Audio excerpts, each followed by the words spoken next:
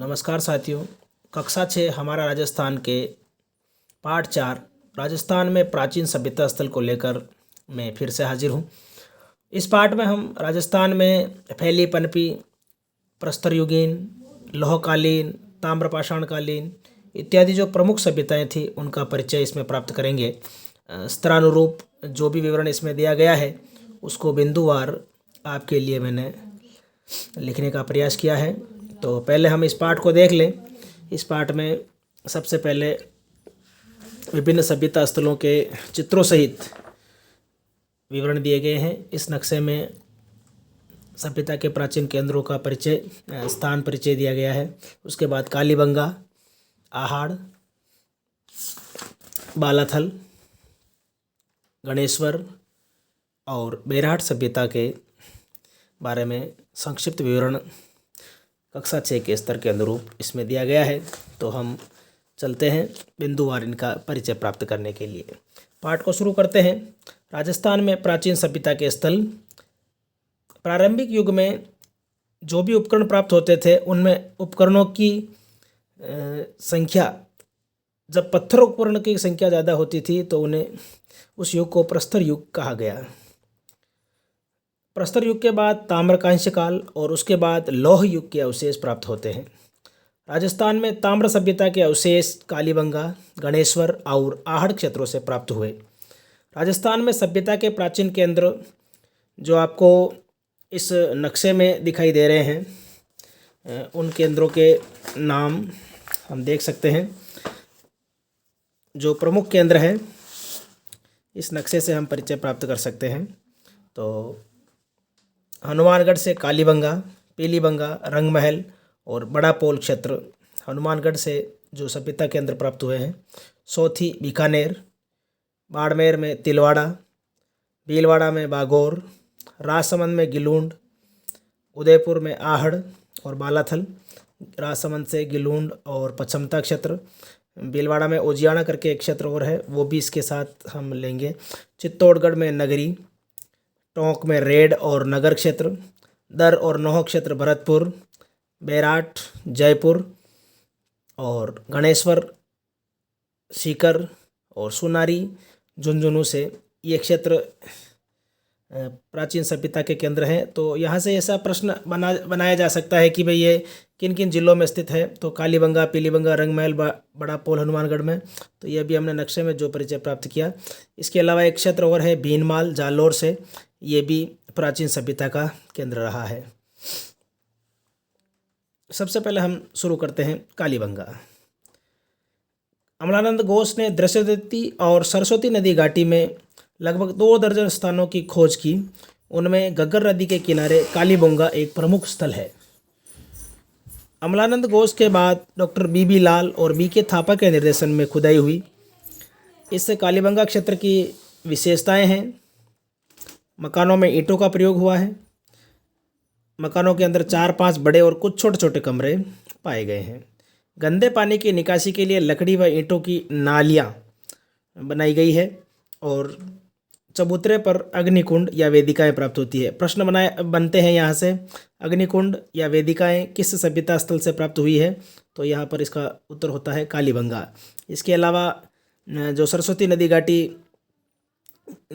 नदी घाटी की जितनी भी प्राचीन सभ्यता स्थल, चाहे वो मोहनजोदड़ो या हड़प्पा इत्यादि स्थल प्राप्त हुए, वहाँ पर ये नालियों का विशेष प्रावधान था। तो ये हम समझ सकते हैं कि कालीबंगा जो है वो इन सभ्यता स्थल के समकालीन थी। यहाँ से कालीबंगा से 2 टीले प्राप्त हुए हैं। एक टीला नगर था और दूसरे टीले में दुर्ग के अवशेष प्राप्त हुए हैं। कालीबंगा की नगर योजना सिंधु सरस्वती सभ्यता के समरूप थी, जैसी हमने बात की। नगर की प्राचीर के बाहर जोती हुई कृषि भूमि के साक्ष्य भी प्राप्त हुए हैं। यहाँ से भी कई बार प्रश्न पूछा गया है कि जोती हुई कृषि के साक्ष्य। इसके अलावा गाय के मुख वाले प्याले, तांबे के बेल, कांसे के दर्पण, हाथी दांत के कंघे, मिट्टी के बर्तन, कांच की मणियाँ, खिलौने आदि यहाँ से प्राप्त हुए हैं। संभवतः नदियों का पानी सूख जाने और मरुस्थल के बढ़ने से इस समृद्ध बस्ती के उजड़ने के प्रमाण भी यहाँ से प्राप्त होते हैं। उसके बाद दूसरी प्रमुख सभ्यता है आहड़ सभ्यता, या इसको बनास सभ्यता भी कहा जा सकता है, क्योंकि आहड़ जो है आयड़ या बेड़च नदी के नाम से है, तो ये बनास की सहायक नदी है, तो बनास सभ्यता के अंदर भी इसको लिया जा सकता है। ये उदयपुर में स्थित है और आहड़ या बेड़च नदी के किनारे स्थित है। यहाँ पर 2 टीले हैं जिन्हें स्थानीय लोग धूलकोट भी कहते हैं। इसके अलावा इसे ताम्रवती या तांबावती नगरी के नाम से भी जाना जाता है। संभवतः यह तांबे के औजारों के निर्माण का प्रमुख केंद्र रहा था, इसलिए इसे ताम्रावती या ताम्रवती या तांबावती नगरी कहा जाता था। 10वीं या 11वीं सदी में इसे अगातपुर या अगाटपुर के नाम से भी जाना जाने लगा। इसकी प्रमुख विशेषताएं हैं, आहड़ सभ्यता स्थल की प्रमुख विशेषताएं हैं, पत्थर व मिट्टी की दीवारें हैं, बांस व केलू की छत, मेवाड़ क्षेत्र में आज भी पाई जाती है ऐसी। तो इसके अलावा बड़े बड़े कमरों के बीच में बांस की पर्दी पर मिट्टी चढ़ाकर बीच में दीवार की जाती थी, यानी बांस के ऊपर मिट्टी चढ़ाकर जो छोटे छोटे कमरे, बड़े कमरों को विभाजित करके छोटे कमरे बनाए जाते थे, उनको ओवरिया, और बड़े कमरों को ओवरा कहा जाता था। घरों में 4 से 6 चूल्हे प्राप्त हुए हैं, जिससे संयुक्त परिवार या सामूहिक भोजन विधि का प्रचलन होने का प्रमाण मिलता है। एक प्रमुख बात है, उच्च कोटि के चावल के उत्पादन के लिए भी, यानी चावल के उत्पादन के साक्ष्य यहाँ से प्राप्त हुए हैं। भट्टियाँ मिली है, संभवतः तांबाग पिघलाने के काम आती थी। यहाँ के लोग बर्तन बनाने की कला में दक्ष थे। यहाँ से लाल भूरे मृदभांड प्राप्त हुए हैं, जिनको बनाने में इनके हाथ की सफाई, कारीगरी और अलंकरण की दृष्टि से भी ये उत्कृष्ट माने जाते हैं।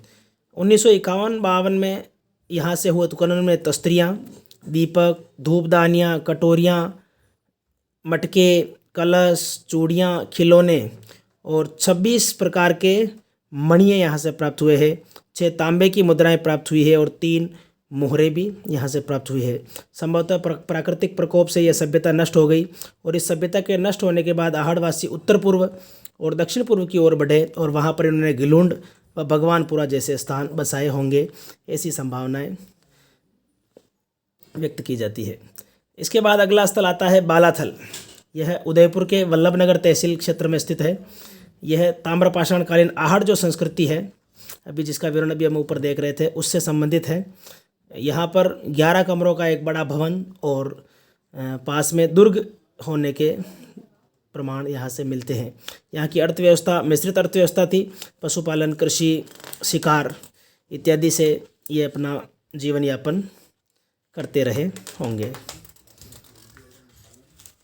इसके बाद आगे बढ़ते हैं।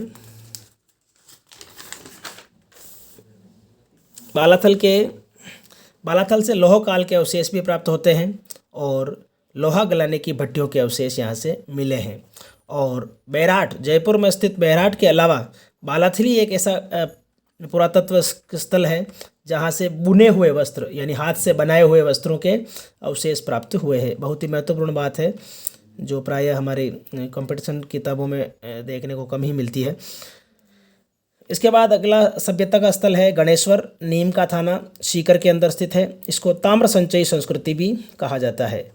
ताम्र संचयी संस्कृति, तांबे के उपकरण यहाँ से बहुतायत में मिले हैं, क्योंकि यहाँ से खेतड़ी बहुत ही नज़दीक है, तो यहाँ तांबे के उपकरण संभवतः बनाए जाते रहे हों।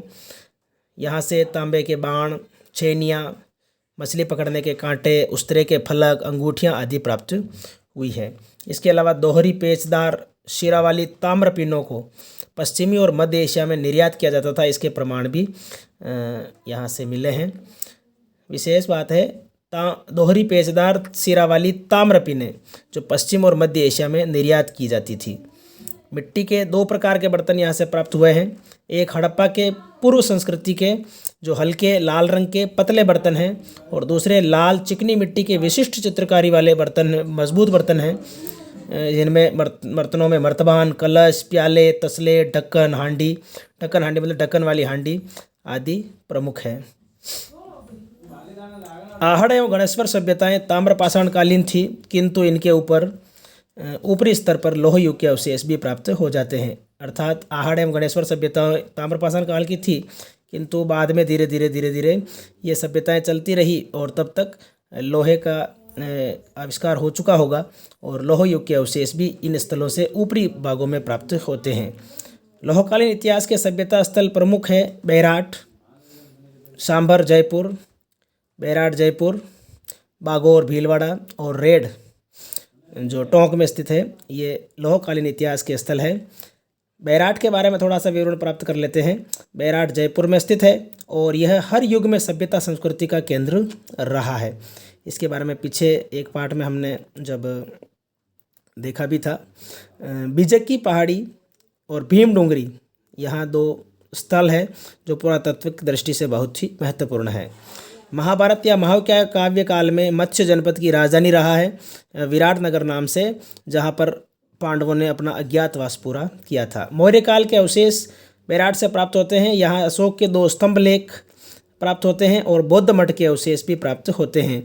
2 स्तंभ लेखों में बाबरू या बैराट का शिलालेख प्रमुख है। चांदी की 36 मुद्राएं प्राप्त हुई हैं, जिसमें से 8 पंचमार्क या आहत मुद्राएं, जिनके ऊपर कोई विशेष किसी राजा या शासक के चिन्ह नहीं होते हैं, लेकिन उनको ठोक पीट कर बनाई जाती थी, तो वो थोड़ी बेढोल सी होती थी। इसके अलावा 28 इंडो ग्रीक या भारतीय यूनानी शासकों की मुद्राएं प्राप्त हुई है। इसके अलावा स्वास्तिक, त्रिरत्न चक्र चिन्ह युक्त अलंकृत घड़े, दीपक, नाचता हुआ पक्षी, पत्थर की संदूकें, लोहे की किले और हाथ से बना हुआ वस्त्र, जिसकी बात हमने पहले की थी कि बालाथल से भी इस प्रकार से हाथ से बना हुआ वस्त्र प्राप्त हुआ है और बैराट से भी हाथ से बना हुआ या बुना हुआ वस्त्र प्राप्त हुआ है। तो ये राजस्थान की सभ्यता संस्कृति के प्रमुख केंद्र थे। धन्यवाद।